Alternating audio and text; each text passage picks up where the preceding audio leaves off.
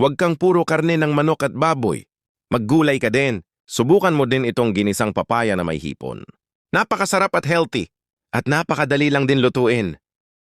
Sa isang pan ay naglagay lang ako ng kaunting mantika at inilagay ko ang ulo ng hipon gisahin hanggang sa kumatas para lumabas ang tunay na sarap. At nag-add lang ako ng kaunting tubig. At pag kumatas na iset aside mo lang yan.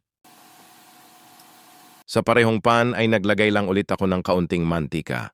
Gisahin ang bawang sibuyas at kamatis.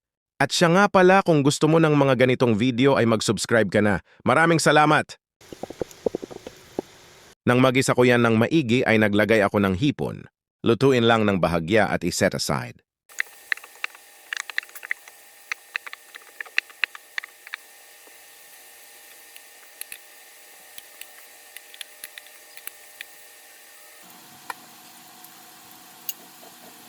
Sunod ko naman inilagay ang papaya, hiniwa ko lang yan sa ganyan kalaki.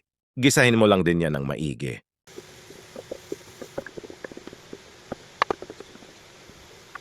Nang magisa ko yan ay nag-add ako ng 1 teaspoon ng paminta, kaunting patis at isang Knorr cubes shrimp flavor.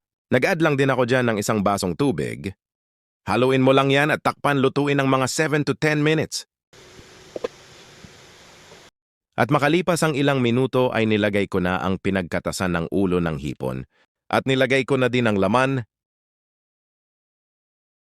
Haluin mo lang yan at takpan lutuin pa ng mga ilang minuto. At makalipas ang ilang sandali ay pwedeng-pwede na yan ready to serve. At kung umabot ka dito ay baka pwede mo naman i-comment kung taga saan ka para naman malaman ko kung saan umabot ang video na ito. Maraming salamat! At hanggang dito na lang hanggang sa muli. Paalam!